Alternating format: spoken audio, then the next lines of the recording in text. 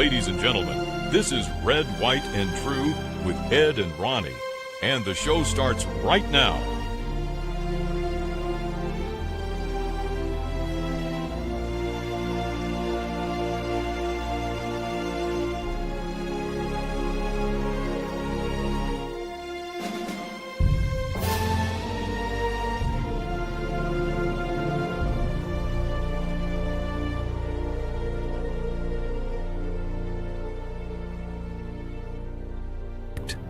Ed and Ronnie break everything down to provide an honest analysis of the situation. From President Trump invoking God and discussing the Holy Land, to Benjamin Netanyahu referencing the Old Testament, we have covered all the details. This is a special edition of Red, White, and True with Ed and Ronnie. To give our deepest thanks to the Almighty God of Abraham, Isaac, and Jacob.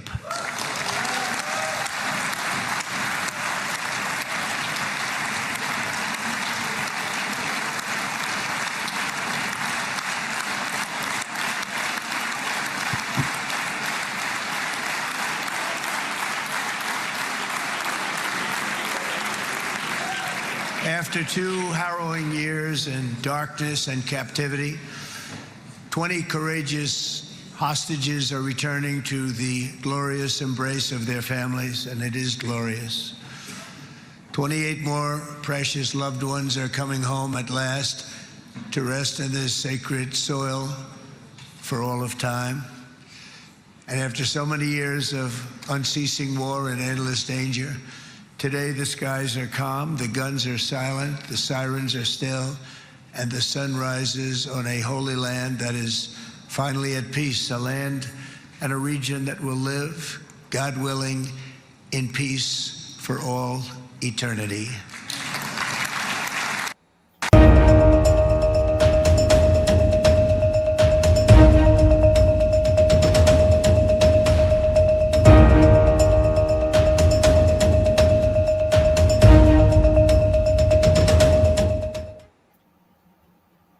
All right, welcome to Red, White, and True with Ed and Ronnie. A special Hostages Have Been Released episode. And boy, are we glad to be here tonight. Absolutely. Absolutely.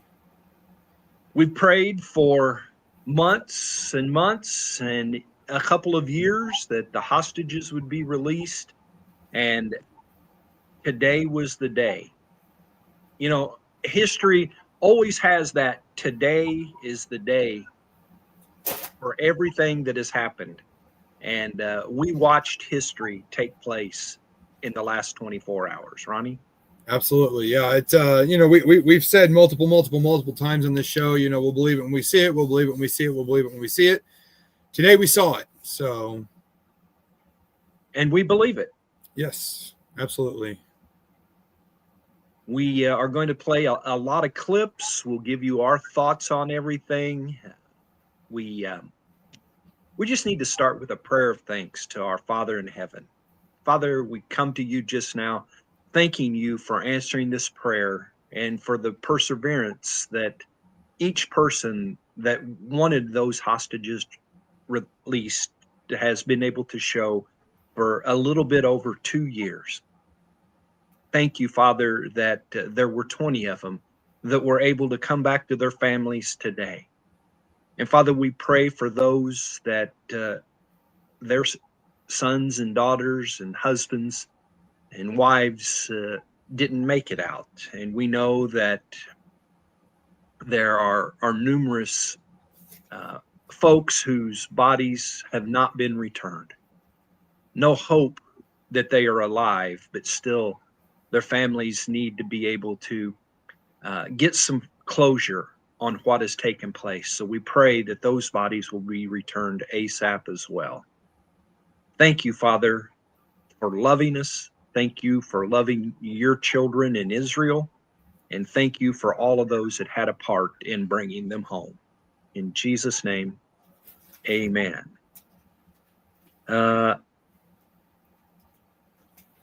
Shoot a video of something short that we can comment on. Okie doke. Let's see here. This is onboard Air Force One. Attention on board Air Force One. If you look off the right sea side, you will see the welcome President Trump sign.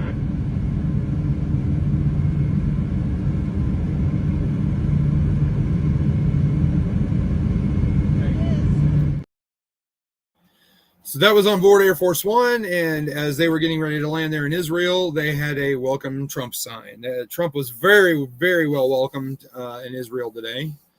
Absolutely. For obvious reasons. So, that's very fortunate. They had signs in the beach areas. They had long banners rolled off the side of high-rise buildings. They had hats welcoming him that many were wearing that were very similar to MAGA hats. I'm not sure exactly what they said on them, but very similar to that.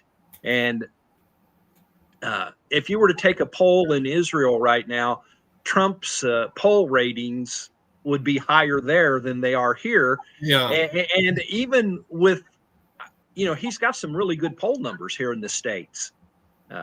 So I don't know.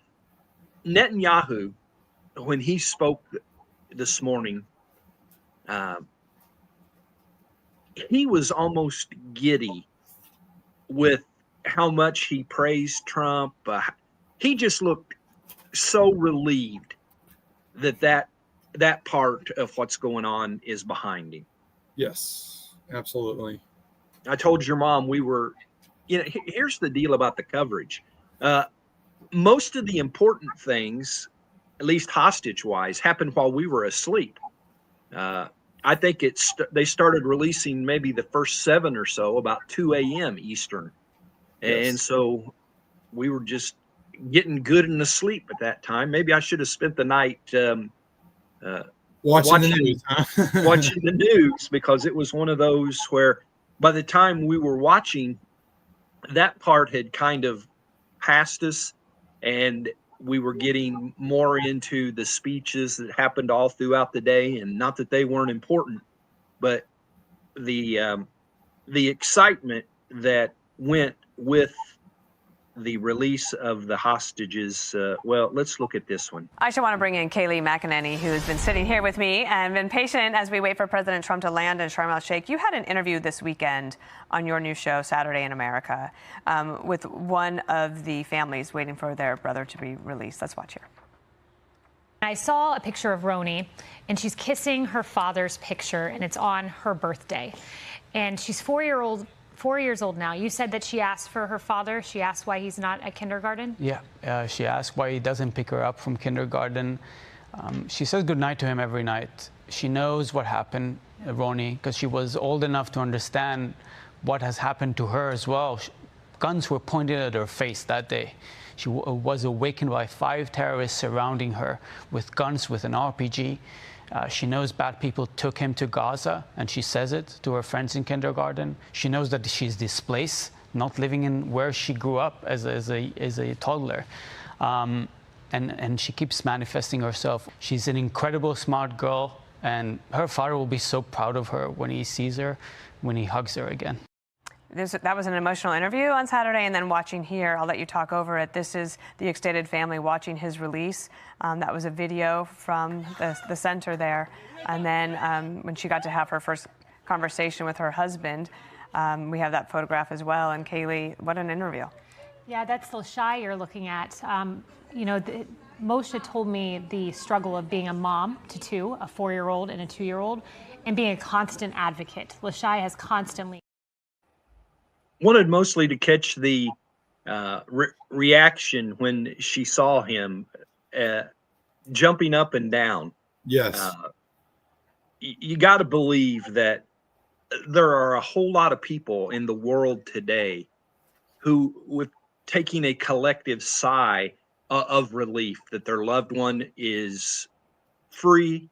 And I heard that all 20 of them walked out of the vehicles from the Red Cross. Every single one of them were healthy enough to walk not had any real updates on their conditions after they're obviously going through a lot of medical testing and all. But that was great news too, that first they didn't have to be put through the humiliation that many of the former hostages went through when they were released. And of course, that was a part of the agreement. Trump wasn't going to have no part of them making a scene like they have. And then being able to walk and not have to be in wheelchairs or whatever would have been necessary. That's all really, really good. And another thing that we can be thankful for, right? Absolutely. I just wanted to share something real quick. This just come across. This here is a flight tracker. This plane right here is a doomsday plane. It was landed over here close to Israel for the talks and everything. The peace talks are over with. The hostages are released, and this is a doomsday plane right now that is on its way home. There's only 4 of them in the world, and this one's in the air right now. So, and so explain to our listeners again what a doomsday plane is. So, doomsday plane is there's 4 of them in the world. There's always one in the air. There's always one ready to take off. There's always one ready to take off after that. There's always one on the tarmac, and there's always one ready to go. And then the other one's in maintenance, and they rotate out. And the doomsday plane is basically the White House in the skies. So if something were to have happened over there in Israel when Trump was there speaking or anything like that, Air Force One is equipped to take over and as like he can command anything from in the world from Air Force One.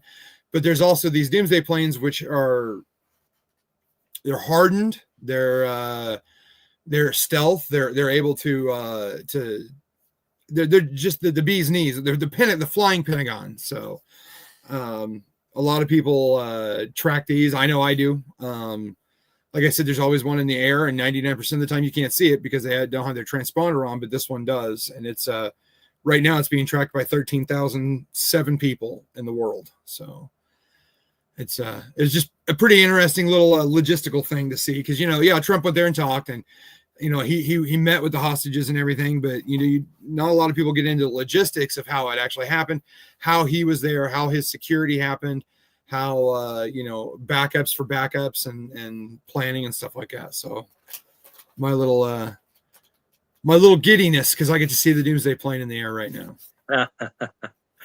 Oh my. Well, when you think of him and his Secret Service details, and these quickly thrown together trips have to be a nightmare for them. Yes. Oh yeah. For Secret Service and for the United States military, I'm sure it is because and it's not like Joe Biden that went to the ice cream shop around the corner for his chocolate chip. This is he's going everywhere, across the world, and the logistics to even accomplish that are unfathomable because it's not like he can just hop a plane and land in another country and get off and speak and hop a plane and leave again. There has to be so much set up. I don't know. That's one of my fascinations is all the logistical that takes to move the president around and everything. So show us another video. All right. So let's see here. This is him arriving in Israel. We should note that President Trump will be told by Herzog, we have learned when he arrives here at the Knesset later, that he is going to be awarded with Israel's highest honor, the Presidential Medal of Honor, which will be delivered to President Trump at another date, but he will learn that today. Notably, we've also learned from the president of Egypt, President El-Sisi, that President Trump, upon his arrival there, will be receiving what is known as the Nile necklace, the highest state honor in that country. Welcome to Jerusalem. Welcome to the Knesset. We've been longing for this day. Great honor. Thank you. It's our honor. Pleasure. Thank you very much. You guys know each other. We know each other.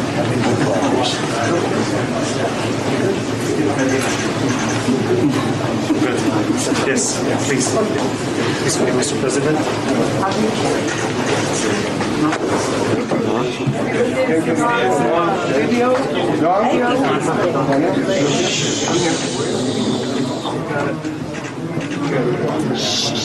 start with one here. Let's go here first. I got that one short because it's just him smiling, getting pictures taken, and signing stuff like that. But it's that's pretty cool to me. I like it. It is, and we watched a video earlier, and it was talking about how dealing with the things that's going on around the world is actually less difficult than dealing with the Democrats back home. Yes. Yeah. I mean, the video actually stated, Trump was able to secure peace in the Middle East, but the Democrats aren't willing to budge. It's how crazy that is. I don't get it. Well, Trump spoke there at the government spot for Israel, the Knesset. I hesitated because I thought I'd blow the pronunciation of that, but I think I got it. I was afraid of that too. I was going to blow it too. Yeah. When he opened the speech, he said this is the historic dawn of a new Middle East. After so many years of unceasing war and endless danger, today the skies are calm, the guns are silent, the sirens are still, and the sun rises on the Holy Land that is finally at peace. And that was all part of the video we just watched.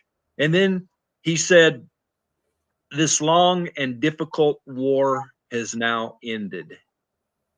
He goes on with, now is the time to translate these victories against terrorists on the battlefield into the ultimate prize of peace and prosperity for the entire Middle East. He thanked the Egyptian president and went on to say, the United States of America grieved alongside of you when talking about October 7th, 2023. And we mourned for our own citizens who were so viciously taken that day.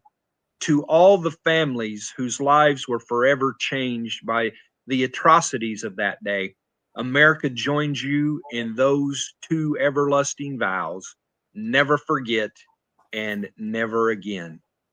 Went on to emphasize that Hamas must disarm and that steps toward political stability and reconstruction must follow the ceasefire. And Ronnie, you can comment on this. I like the tone of using the word must in there. Yeah, must. It's almost like a demand, like you have to do this. You must do this. To me, that entire speech, the guns are silent. That reminds me of World War II, when World War II ended, and I don't recall who it was that had the speech that said, today the guns are silent, and I don't know. To me, that's just really touching, and the sirens are silent. The sirens are still, and what a relief that is to everyone over there. Who when all this was going on the last 2 years, I've seen tons of videos where people are out, guys walking his dog, and the sirens go off, and then they have to lay down, and to finally be able to rest and breathe, and it's an amazing thing. I was so thankful when I saw the news this morning. Well, there's a lot of celebrations going on right now. It's hard for us to imagine this type of war. In Vietnam was one where you fought the North Vietnamese, and then there was the Viet Cong, and it is remotely similar in that you didn't always know who the enemy was. Yes. But they being Israel was not fighting an army per se. Hezbollah had the structure of having a real army, but Hamas, you can't call them nothing but a terrorist organization, and Hezbollah as well as many others in that region. But they fought a war against terrorists. Most of the time you think of terrorists and them doing something like October the 7th, but in a one-day occurrence or a one-shot occurrence, not Yeah. 2+ years of war against a terrorist organization. And you know, the celebration of that it's over, but also the acknowledgement that I believe I heard today 900 and some odd soldiers gave their life, and countless thousands have been injured. And it's just, it's it's good that that part is behind, but there's still a lot of work left to do, wouldn't you say? Oh, absolutely. Yeah. You know, like I said, they're celebrating right now. They're being able to finally take a breath, but you know, can they really? You know, Hamas is still not defeated. They haven't taken their weapons, you know, like it was proposed. So in time, hopefully that's what happens. Well, once again, we will be under we'll believe it when it happens Yeah. stage. But I don't believe if they were willing to give up their only Bargaining chips, their only possessions that mattered, I gotta believe that they realize that we as Americans and the Israelis as well are serious about this entire situation, serious about moving forward. And I would hate to think what would have to happen if they said, well, we're not going to lay our arms down. exactly. But let's look at that for just a second. There are already hundreds of thousands of Palestinians headed back to their home areas in Gaza right now. I'm sure you've seen videos of long stretches of just hundreds and hundreds and hundreds of people that are going back toward their home areas. It's almost like that would benefit Hamas if they decide not to lay their arms down. Yeah. All of a sudden, now they've got several 100,000 human shields again. Yeah, exactly. And I mean, it's kind of one or the, you know, it's hard to say. You know, surely they know we're serious, but they're Hamas. And so do they care that we're serious? I mean, if they throw something out there against either us or Israel, which I'm sure it would be Israel, Yeah. they're throwing teenagers out there, and they don't care whether they live or die. And so I'm hoping that sooner rather than later, we're on here talking about there is nothing left of Hamas. Yeah, they're completely gone, defeated, end of story with them. Yeah. While at the same time acknowledging that there were 2,000 people released by Israel back to Hamas.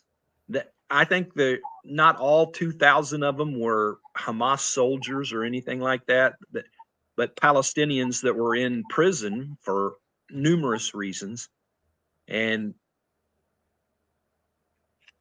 those kinds of things that we're talking about right now are why some people, and I've heard multiple ones. I've got a friend that is Jewish, and he's very upset with the agreement. He wanted Hamas annihilated, and then when he heard that there was 2,000 that were being released, he was just beside himself. So this is all Really, really complicated stuff.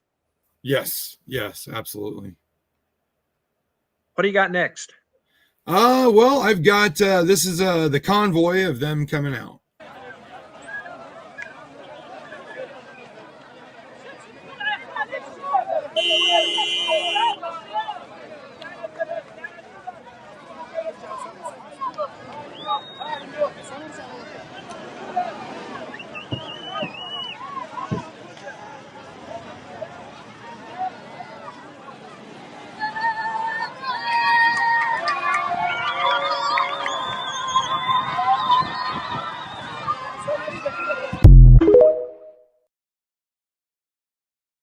Just an amazing thing to see right there.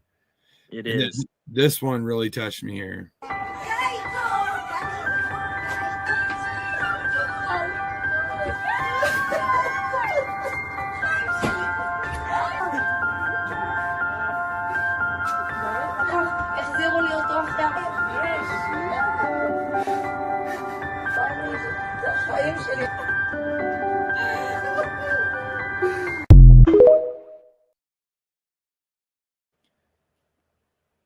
There's a lot of celebration going on right now, right there.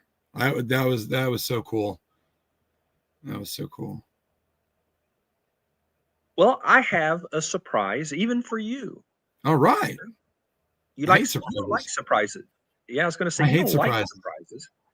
But I'm my mother's child. I hate surprises. This is a good one. And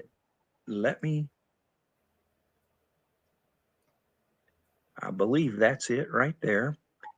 We, as in you and I, and all of my other social media efforts, looks like we're going to get some opportunity to cover this. What happened, Washington? All those bullet holes in your jacket? How are you alive? I don't know.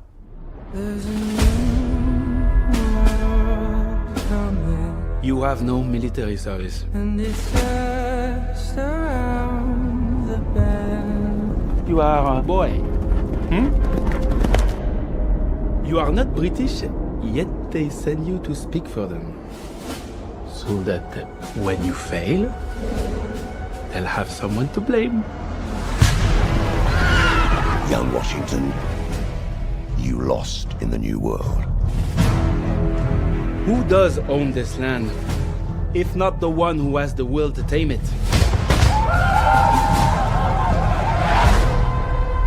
You do not want to start a war. So what do? We fight!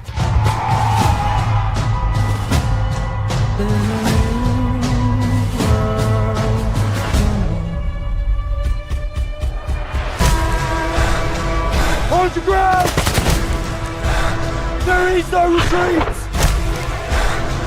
What are you called?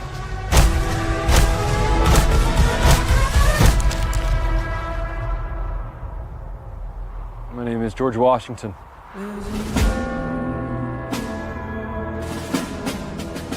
Help us make this the #1 movie on America's 250th. Pre-order tickets at angel.com/250. Exclusively in theaters July 3rd. So what do you think? Well, I don't know if you can see my little picture down here on StreamYard, but I don't even think I blinked once during that. Wow. Wow. I love history and that, especially that time period. So wow, that looks even better than one of my favorite movies, The Patriot. So yeah, well, I love the fact that it's from Angel Studios. Yeah. Wow, and we get to cover this, the release of this. It looks like that's going to happen. Oh my! It looks like that's going to happen. Wow. We'll see it to what extent here in the next few days, but I'm talking with a lady that is a PR person for Angel, and I think we'll have some big news shortly. Huh. So see, that was a good one. Yeah. Yeah. Yeah, it's a good surprise. I'll take more surprises like that for sure.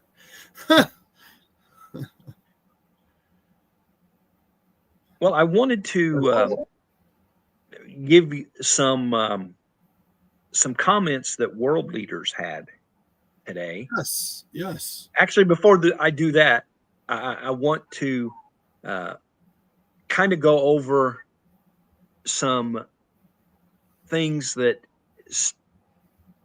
was what the deal was: hostage release, prisoner release, a ceasefire, and humanitarian aid. Aid quarters into Gaza are being restored to allow food, medicine, and supplies. Talks will continue about long-term governance and rebuilding.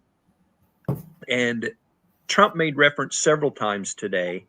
I believe he calls it the Peace Board. Isn't that what he called it? Yeah. Yeah. The Board of Peace or something. Yeah, Board of Peace. That's it. What's that going to be all about? I'm not even sure. Okay. I'm not even sure. I apologize. Usually when I throw those things at you, well, you know, have the I had a video of it. I had a video of it last week or week before last, something like that. And there really wasn't a whole lot of chit chat about it. It was just, he was coming up with this Board of Peace. And then he said he didn't come up with it because he's got too much to do, but he's in charge of it. So, and honestly, that's the last I've heard of it. So I haven't heard anything else. There are going to be numerous countries where either the leader or a representative of their leader is going to be like the go-to on what's going to happen in Gaza going forward with the rebuilding, with the government, with the disarmament of everything. Because it's not just Hamas that has arms in Gaza. As a matter of fact, yesterday, Hamas got into a firefight with a clan in Hamas that doesn't support Hamas. And I think there was like almost 60 people killed. 60 people killed in that skirmish between Hamas and a Palestinian clan that doesn't support Hamas. So there's a lot more. See, boy, every time you turn around, there's another part of the equation that's in there. Are those people going to turn their weapons in? And if not, how are those going to be addressed? Because, Hamas doesn't control them. A brief search, the proposed Gaza Board of Peace is the Gaza Board of Peace's proposed international body that would temporarily govern Gaza in place of Hamas, in line with President Trump's 20-point Gaza peace plan. It would oversee reconstruction, security, and administration of the enclave until a Palestinian Authority can take over. And that's awesome. It's even got former British Prime Minister Tony Blair in it. Yeah. And you had to read it properly, which you did. A Palestinian Authority, not the Palestinian Authority. Yes. So I'm pretty sure Israel is not going to agree to the Palestinian Authority that basically is who is in charge of Judea and Samaria, or known as the West Bank, which is on the east part of Israel. There's some complications in there. Right. But, that's not going to happen. And Trump's not going to let that happen, leading that Board of Peace.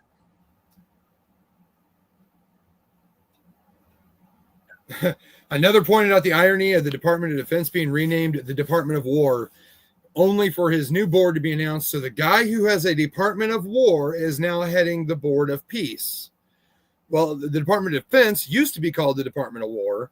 He just renamed it back to that. But I love all these critics. Who was the one that brought peace to the Middle East? I don't believe Sleepy Joe was the one that did that. All the way from his disastrous withdrawal in Afghanistan to, the Israeli-Hamas war. He didn't do anything. Trump did. So people can laugh all about the Department of War and the Board of Peace all they want. I think it's a good thing. Yeah, let them make fun. I mean, Yeah. shoot, they didn't get peace. They didn't. They didn't get the whole world basically to come together. I mean, this is unprecedented with who came together in this. They can't As a even matter open the government right now. This is what, day 12? They can't even open the government.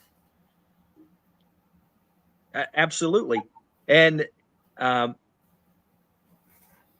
love what Trump, when asked what he thought the turning point was, he had this to say. I want to bring in Trey Yingst. He's live in Jerusalem for us, and he actually got an exclusive interview with President Trump right after his historic address to Israel's Knesset. Trey. Yeah, Dana, Aisha, good morning. President Trump speaking exclusively with Fox News following his address to the Israeli Knesset. His focus was on the hostages that were released following that historic peace plan. Here's what the president had to say. Mr. President, thank you for speaking with Fox News. Thank you very much. And you're doing a great job, by the way. Thank you, sir. 20 Israelis who were held hostage by Hamas for more than 2 years were released today as part of your peace plan. What did that moment mean to you? Well, everything. You see the enthusiasm really beyond Israel, all over the world. I've never seen anything like it. And I think it just means peace for the Middle East. And it somehow represents, they become representatives of peace for the Middle East. And that's why it's gone like this. Nobody's ever seen anything quite like it. Talk me through how this deal came together. There were very intense negotiations. Our reporting indicates that you were personally on the phone to get this across the finish line. What happened, and when did you know that Hamas was going to release the hostages? Well, I'll tell you, I think it really started when we took out the nuclear capability of Iran. When you look at what they had, you couldn't have made this deal if somebody's sitting over there with a nuclear weapon over your head. And I think when we did that, and there were other obviously very warlike things that we did over the course of 4 or 5 years, if you setting the table. But when we did when we took away that destructive capability from Iran.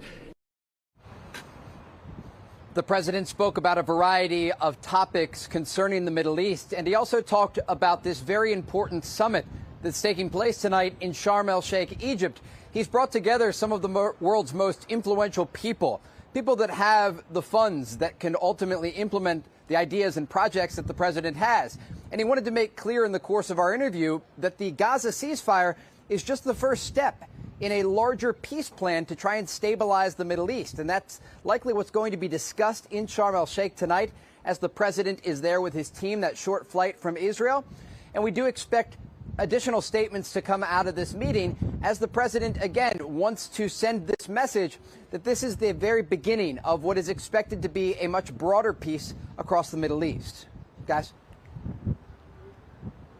Trey Yingst, thank you so much. Hey everyone, I'm Emily Campagno. Catch me and my co-host. So, first of all, that Trey Yingst, Y-I-N-G-S-T, I think is how you spell his name, has done an amazing job for Fox. I don't know if the guy ever sleeps.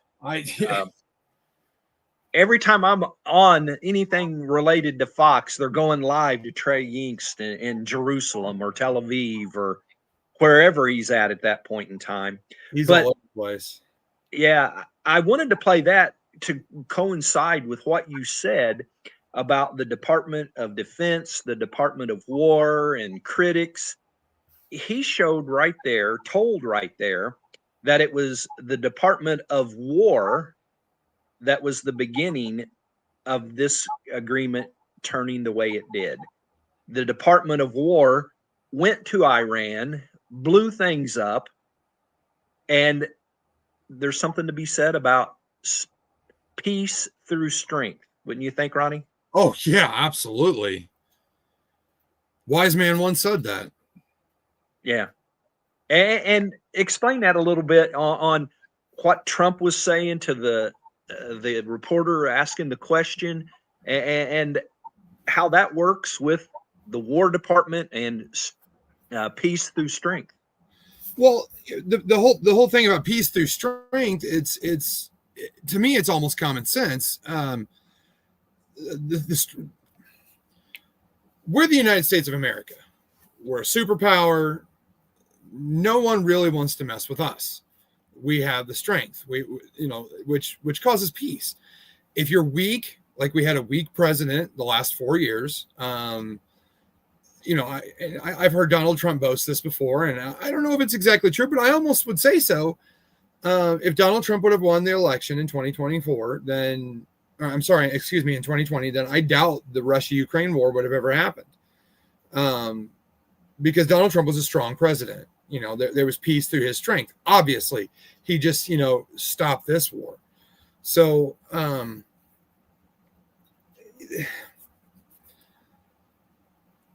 don't know. I'm off track here. I've got so much going on in my mind. I just can't spit out the words out.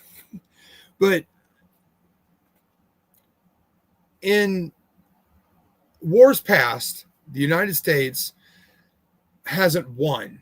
United States, we're a superpower, we're going to win. If you look at the Vietnam War, we didn't win the Vietnam War. The war in Afghanistan with the disastrous withdrawal from Joe Biden, we didn't win that war either. The war on drugs, that wasn't an actual war, but we didn't win that either. So now that we have a strong president, we have strength, that's going to happen. If Donald Trump was in charge, we wouldn't have had this disastrous withdrawal. We would have finished in Afghanistan. Look at the old story of Donald Trump saying that, he handed he was talking to the Afghani leader and said, not one hair on one head of Americans gets injured. And he showed him a picture of his house, we'll destroy you and your house. That's strength.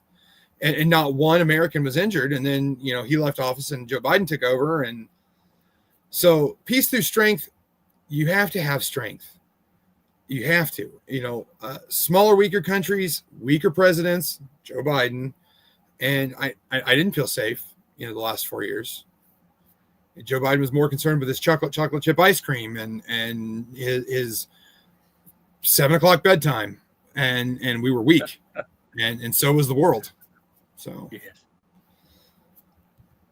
I think that we continue as a country to show power in many different ways, sending the National Guard into D.C. and cleaning those things up, closing the border. Those are all things of strength that,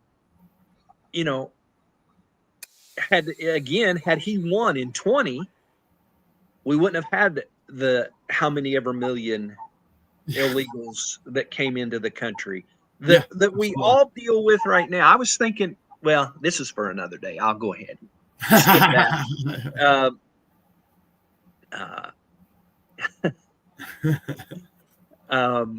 Yeah. But we're showing strength, and the Trump doctrine from the first 4 years was more that he didn't like to use the military. He did use the military,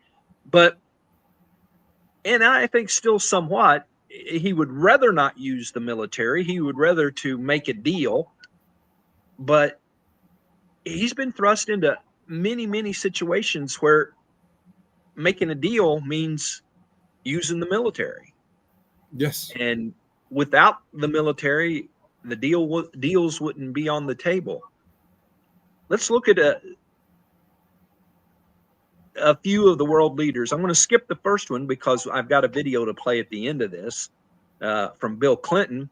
Netanyahu said he lauded Trump's decisive leadership and called the return of the hostages a moment of indescribable joy.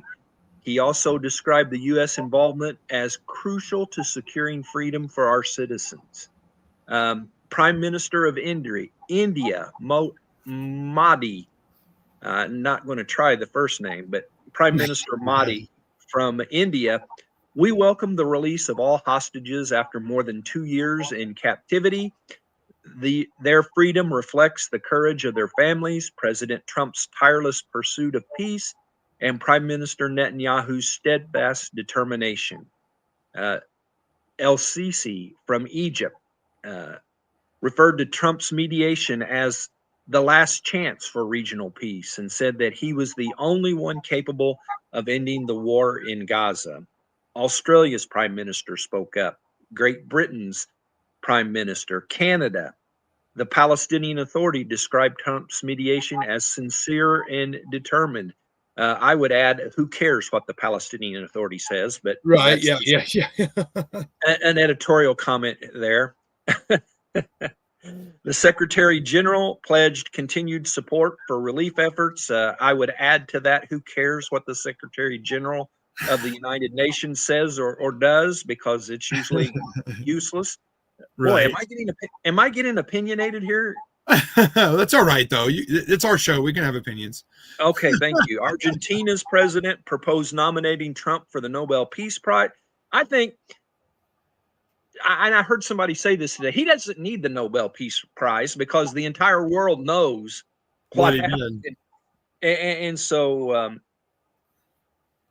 in Israel, large crowds gathered at what was called Hostages Square. It's now Freedom Square or something like. Have you heard that one? Freedom Square? I have not. Well, they the place where they would gather in Tel Aviv, and the hostage families would gather there, and different things like that. It was named Hostages Square, but today they changed the name. Maybe you can Google that real quick. From Hostages Square to whatever the new is, but they were there chanting, "Thank you, Trump. Thank you, Trump," as his plane flew over. Media outlets described Trump's role as transforming him into a hero in the eyes of many Israelis.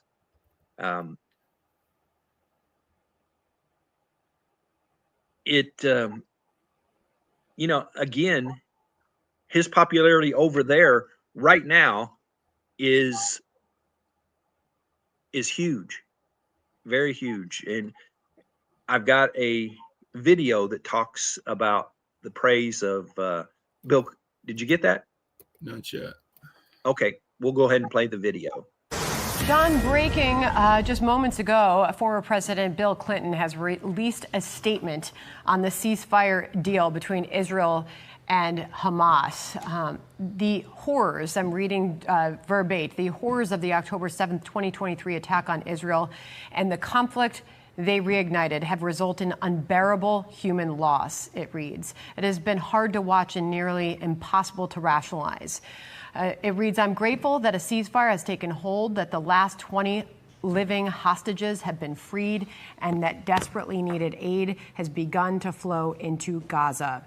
President Trump and his administration, Qatar, and other regional actors deserve great credit for keeping everyone engaged until the agreement was reached. Now, Israel and Hamas, with the support of the United States, the region, and the world, must try to turn this fragile moment into lasting peace that provides for the dignity and security of both Palestinians and Israelis. I believe that they can get there, but only if they do it together. And I go back to where we started these 2 hours, John, and that word, President Trump, used so many times in his speech at the peace ceremony in Egypt moments ago, together. And you saw him meeting with all these leaders from the Middle East. And this is how President Trump plans to move forward together.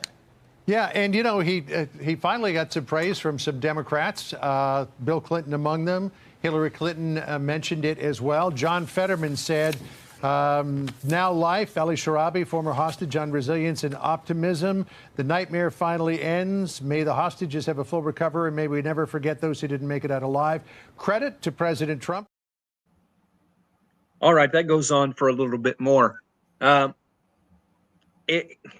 Maybe you have a thought on this. If there are some Democrats that are giving Trump praise, and especially when you say the name Chuck Schumer, I can see Clinton. Clinton had a lot to do with the peace process in the Middle East during his time. Hillary just wants to think she's still relevant, but with Schumer, you have to feel like he must feel like there is nothing he can say negative that would go over today very well about that topic. Pretty much. pretty much. I'm shocked with Fetterman and how he's Democrat, but he is so right leaning lately, it seems. So I did look it up, and a hostage square is it's in front of the Tel Aviv Museum of Art. It's apparently where they release all the hostages, and hostages get released to them. Oh no. It was changed now to Freed Square. And this article is actually very well written. Within 20 minutes of Donald Trump's deadline, 8 a.m. local time in Israel, Hamas turned over the first of 2 tranches of living hostages. All 7 were able to contact their families using their terrorist captors' cell phones. So they gave them phones before boarding Red Cross vans at the drop-off point where they transferred the custody of the IDF, the Israeli Defense Forces. Moments after that transfer, the world was notified that all 7 were able to walk under their own power. And it was about that time that Air Force One was entering Israeli airspace. As soon as President Trump's plane was spotted on the ground, the word came that the 7 former hostages were now safely on Israeli soil for the first time in 2 years. It just goes on. Within the hour, the remaining 13 hostages were released. The president will be ushered to a secure location to meet with some of the families of the hostages before heading to the Knesset to become only the 4th president in history to address Israel's legislative chamber. And he'll receive their highest medal that can be presented to anyone that's not Israeli. So that's just phenomenal. And I have a video. I've seen several where they're trying to promote him to get the Nobel Peace Prize and all that.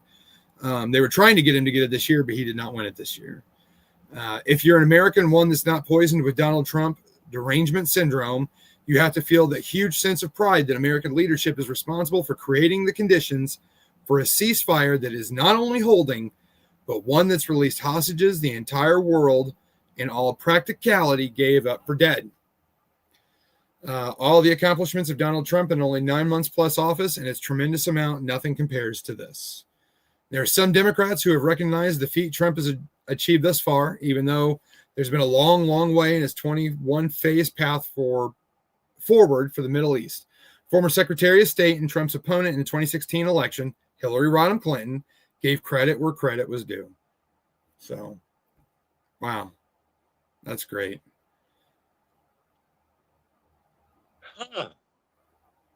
Man, we're just like on a roll here. All of this about one topic. We're going at 53 minutes into this now, and one topic, and it's an amazing topic. And Ronnie, I don't know about you, but I'm honored to be able to come on here and discuss with friends and others that are on, maybe even critics, about a topic that surely we could all agree about, that hostages coming home is a good thing. You think there's anybody out there that thinks hostages coming home is not a good thing? Well, like the article said, that the world literally gave up for dead. I know we sure did. I sure did. I mean, I did. It's at 2 years, and we talked about this earlier when you were down here, and these weren't soldiers that were hostage. They weren't prisoners of war. These were civilian hostages that were living in condition, they weren't living in even in a barracks for the most part. They were living in tunnels, digging their own graves and things like that. So, yeah, I mean, you had to realize that any of them coming out alive at this point is a miracle. Absolutely. And as you said in that article, they walked out. They walked out.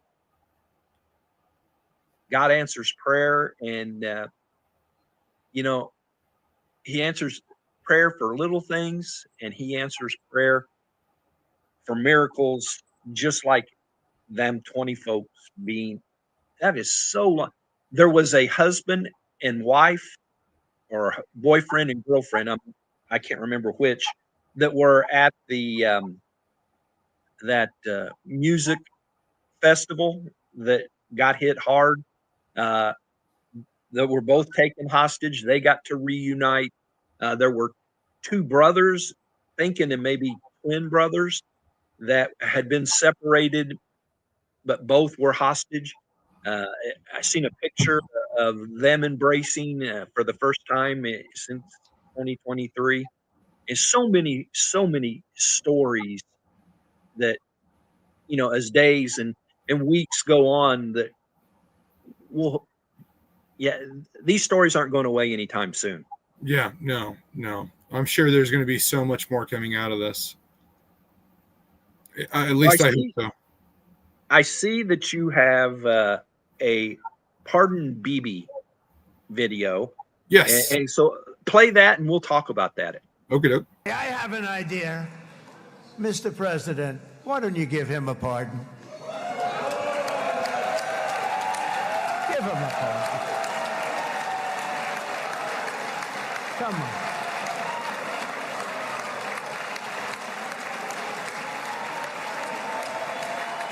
It's not in the speeches, you probably know. But I happen to like this gentleman right over here, and it just seems to make so much sense. So what was he referring to? Well, in all honesty, I had that video and I still haven't read the story of what he's referring to. I have no idea. I was hoping that you did, actually. Okay. Netanyahu has been under indictment. The best I can tell, the differences between the country's legal system. So it would be that he's been under indictment for accepting a bribe, some of those white collar crimes, or what I'm talking about there. And he actually was scheduled to have to appear in court one day this week. But this is an ongoing. This isn't a new topic that he's dealing with right now. And so Trump, when he said Mr. President, there is a president in Israel other than the prime minister. And our president was suggesting that their president give him a pardon. I like it. Bibi. However, I was listening to a different person talk today, and there is enough difference in our legal systems that a pardon, like we understand a pardon, doesn't actually take place in the Israel form of government, but there are things that can be done. So that's kind of putting pressure. Yeah. In front of the whole world. Right.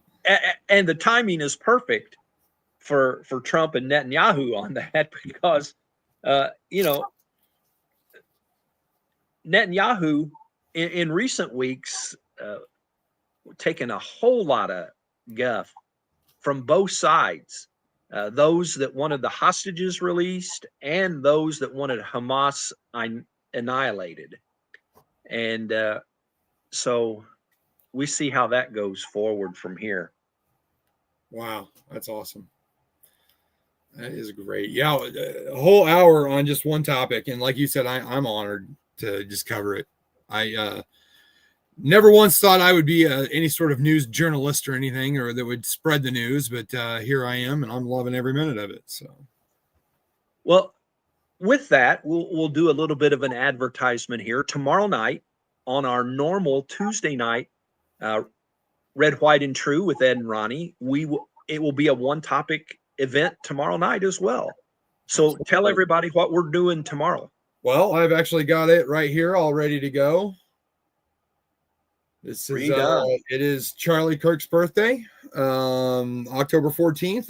They're encouraging everyone to have pancakes for breakfast, which actually I saw a video today. He prefers French toast over pancakes, so I'm looking forward to some French toast tomorrow. Hint, hint, hint, hint, hint. And some Mint Majesty tea with 2 honeys, so you don't lose your voice, and just celebrate Charlie Kirk's life and his birthday. So I'm really looking forward. And there's a couple things that go along with that. tomorrow is a National Day of Remembrance that was designated by the Senate, I believe. So, I don't know if it was both houses, but anyway, it's officially a National Day of Remembrance for Charlie Kirk and President Trump. I'm beginning to wonder if he ever sleeps either.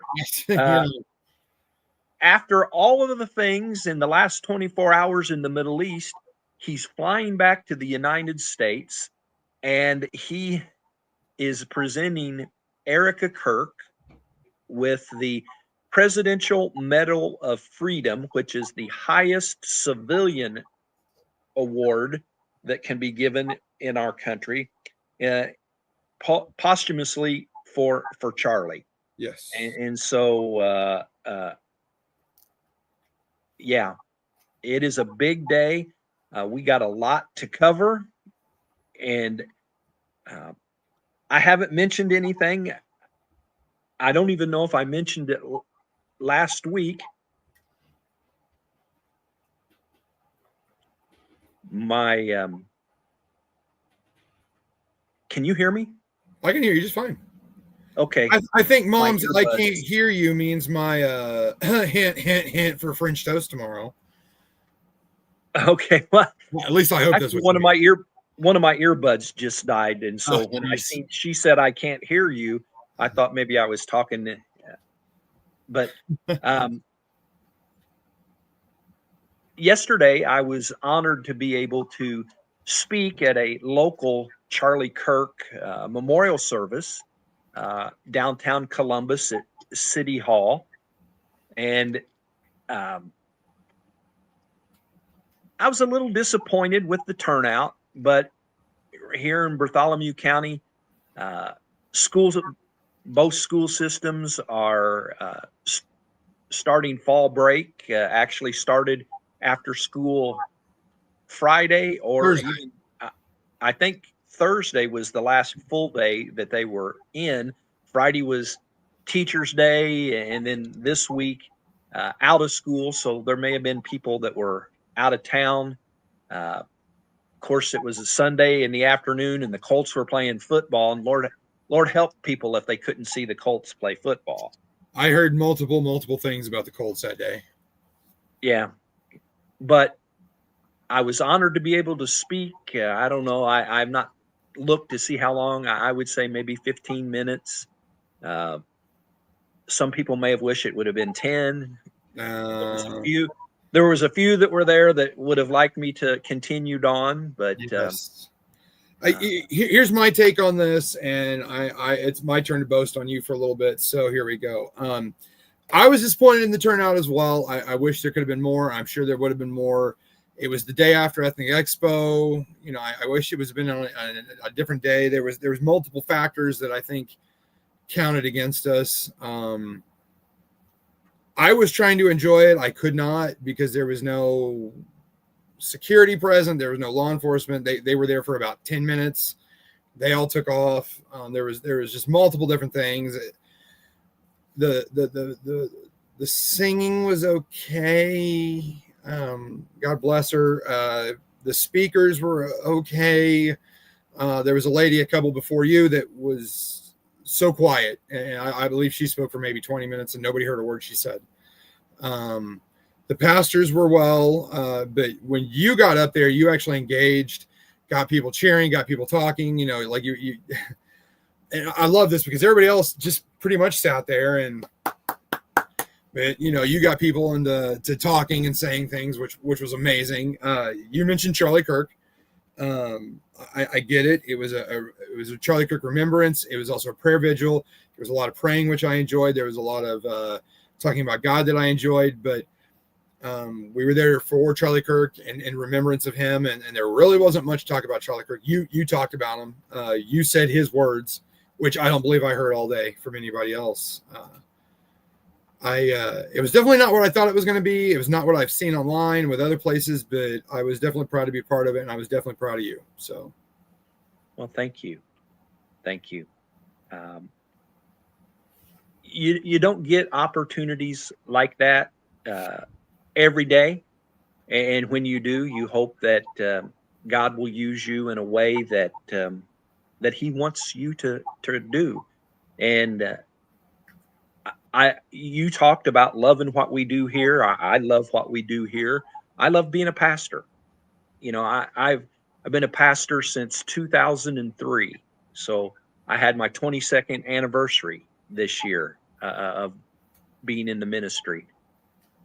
And I always have said in the past, there's never a job that I worked in the secular field that I would have done and not gotten paid for. But you know, I've by far not gotten rich. As a matter of fact, if people knew the amount of money I've made as a pastor in my career, they would probably laugh at me and say, how in the world did you justify the time and effort that you put in for that amount of money? And I would say that being a pastor is not a job, it's a calling. And I enjoy that calling so much. And what we do here is a part of that calling. It's a part of my ministry. You're part of my ministry. All of the different aspects, you know, interviews I've done in the past. Hopefully we've got something that's in the works interview wise for Young Washington. Won't know that just yet, but you know, all of that's been a blessing in my life. And as we close up here, you have any more videos that we need to run through? No, nothing really pressing. So I'll finish with what I've got to say by saying this. Doing this has been an honor, and thank you for those that are watching right now, those that are watching in the future, and just thank you for your love and support and your prayers. So you take us home, Ronnie. Well, I like Mom's comment here. Did an amazing job. You brought to light Charlie Kirk's word, and I gotta say so. So, well, we appreciate everybody being here with this special edition of Red, White, and True, the Israeli hostages release edition. We'll be back tomorrow, 1900 hours. I'm sorry, the county told me to stop using military time, so 7 p.m. for all you civilians. We will be here back with Charlie Kirk birthday recognition edition of Red, White, and True. Look forward to seeing everybody here. And like the good man always says, go out and do the right thing. The right thing.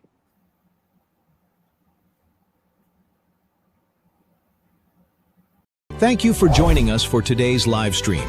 This has been a presentation of Ed Boston Media,